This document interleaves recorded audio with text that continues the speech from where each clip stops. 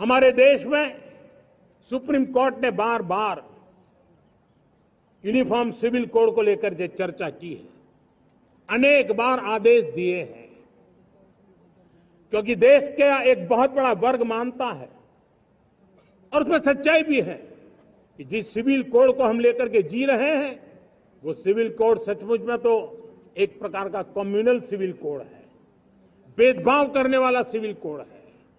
ऐसे civil code से जब संविधान के 75 वर्ष मना रहे हैं और संविधान की भावना भी जो हमें कहती है करने के लिए, देश की सुप्रीम कोर्ट भी हमें कहती है करने के लिए, और तब जो संविधान निर्माताओं का सपना था उस सपने को पूरा करना हम सबका दायित्व है। और मैं मानता हूं इस गंभीर विषय पर देश में चर्चा हो, व्यापक चर्चा हो, हर कोई अपने विचारों को लेकर के आए और उन कानूनों को जो कानून धर्म के आधार पर देश को बांटते हैं, जो ऊंच नीच का कारण बन जाते हैं, ऐसे कानूनों को आधुनिक समाज में कोई स्थान नहीं हो सकता है। और इसलिए मैं तो कहूंगा अब समय की मांग है कि देश में एक सेकुलर सिविल कोड हो। हमने कम्युनल सिविल कोड में 75 साल बिताए हैं, अब हमें सेक्युलर सिविल कोड की तरफ जाना होगा। देश में अब यूसीसी का मुद्दा गरमाया हुआ है। इस मुद्दे ने इसलिए भी जोर पकड़ लिया है क्योंकि प्रधानमंत्री नरेंद्र मोदी ने स्वतंत्रता दिवस पर लाल किले के प्राचीर से यूनिफॉर्म सिविल कोड का जिक्र किया है। पीएम मोदी ने कहा कि वो कानून जो देश को धर्म के नाम पर बांटते हैं उन्हें दूर किया जाना चाहिए। पीएम ने कहा कि देश में एक सेक्युलर सिविल कोड की जरूरत है और गलत कानूनों की आधुनिक समाज में कोई जगह नहीं है।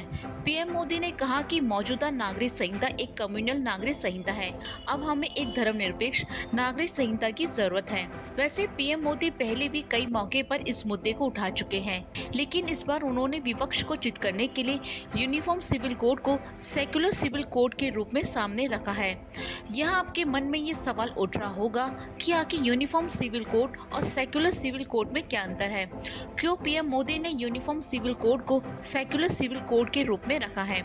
तो चलिए इसके बारे में हम आपको बताएंगे, लेकिन इससे पहले ये जान लेते हैं आखिर प्रधानमंत्री नरेंद्र मोदी बार बार क्यों इस सिविल कोड को देश में लागू करने के बारे में जोर देते हैं और सेक्युलर कोड लागू होने के बाद देश में क्या बदल जाएगा। इसके साथ ही क्यों विपक्ष इसका विरोध कर रहा है। दरअसल सेक्युलर सिविल कोड या यूनिफॉर्म सिविल कोड या समान नागरिक संहिता का मतलब सभी धर्मों के लिए एक ही कानून यानी एक देश एक कानून है।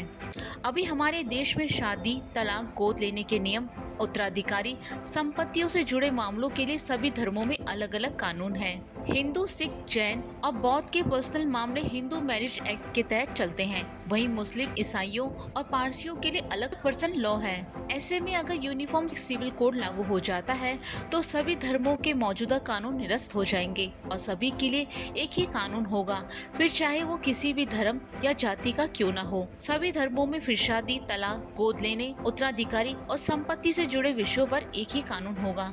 वैसे सुप्रीम कोर्ट भी कई फैसलों में समान नागरिक संहिता की जरूरत बता चुका है। हमारे देश में कानूनन शादी तब वैध मानी जाती है जब लड़की की उम्र 18 साल और लड़के की उम्र 21 साल से ऊपर हो। सभी धर्मों में भी शादी की यही कानूनी उम्र है, लेकिन मुसलमानों में लड़की की शादी 15 साल की उम्र में करा दी जाती है। हिंदू, सिख, ईसाई, बौद्ध, पारसी और जैन धर्म में एक शादी की इजाजत है। दूसरी शादी तब कर सकते हैं जब पहली पत्नी या पति का तलाक हो चुका हो, लेकिन मुसलमानों में पुरुषों को 4 शादी करने की इजाजत है। यूसीसी आने पर बहु विवाह पर रोक लग जाएगी। हिंदू समेत कई धर्मों में तलाक को लेकर अलग अलग नियम हैं। तलाक लेने के आधार अलग अलग हैं। तलाक लेने के लिए हिंदुओं को 6 महीने तो ईसाइयों को 2 साल तक अलग रहना पड़ता है, लेकिन मुसलमानों में तलाक का अलग नियम है। यूसीसी आने पर ये सब खत्म हो जाएगा। कुछ धर्मों में पर्सनल लॉ महिलाओं को बच्चा गोद लेने से रोकते हैं। मुस्लिम महिलाएं बच्चा गोद नहीं ले सकती, लेकिन हिंदू महिलाएं बच्चा गोद ले सकती हैं। यूसीसी आने से सभी महिलाओं को बच्चा गोद लेने का अधिकार मिल जाएगा। हिंदू लड़कियों को तो अपने माता पिता की संपत्ति में बराबर का हक है, लेकिन पारसी लड़कियां अगर दूसरे धर्म के पुरुष से शादी करती हैं तो उसे संपत्ति से बेदखल कर दिया जाता है। यूसीसी आने से सभी धर्मों में उत्तराधिकारी और संपत्ति के बंटवारे से जुड़ा एक ही कानून होगा।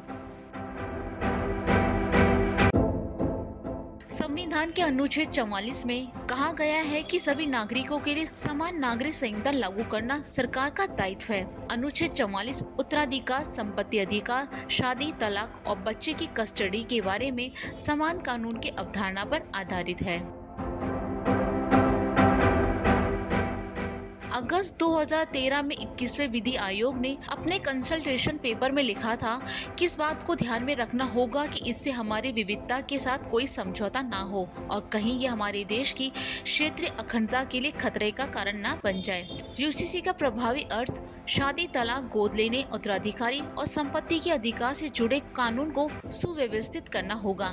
21वें विधि आयोग ने कहा था कि इसके लिए देश भर में संस्कृति और धर्म के अलग अलग पहलुओं पर गौर करने की जरूरत होगी। समान नागरिक संहिता का विरोध करने वाले कहते हैं कि इससे सभी धर्मों पर हिंदू कानूनों को लागू कर दिया जाएगा। विरोध करने वाले ये भी कहते हैं इससे अनुच्छेद 25 के तहत मिले अधिकारों का उल्लंघन होगा। अनुच्छेद 25 धार्मिक स्वतंत्रता का अधिकार देता है। समान नागरिक संहिता का सबसे ज्यादा विरोध मुस्लिम पर्सनल लॉ बोर्ड करता है। उनका कहना है इससे समानता नहीं आएगी बल्कि इसे सब पर थोप दिया जाएगा।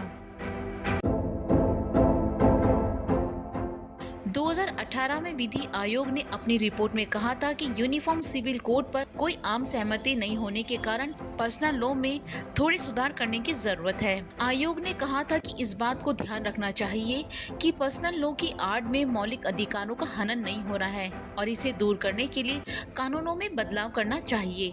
फिलहाल समान नागरिक संहिता का मामला 22वें विधि आयोग के पास है। विधि आयोग ने पिछले साल आम जनता से राय भी मांगी थी। हालांकि जानकार मानते हैं कि समान नागरिक संहिता को लागू करना बहुत टेढ़ी खीर है। वो सिर्फ इसलिए नहीं क्योंकि सभी धर्मों के अपने अपने अलग कानून हैं, बल्कि इसलिए भी क्योंकि हर धर्म की जगह के हिसाब से भी अलग अलग कानून हैं।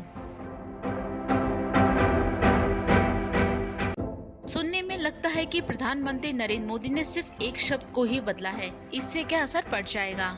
उन्होंने सिर्फ यूनिफॉर्म की जगह सेक्युलर बोल दिया, लेकिन अगर ध्यान से समझने की कोशिश की जाए तो इसे ही सबसे बड़ी रणनीति माना जाएगा।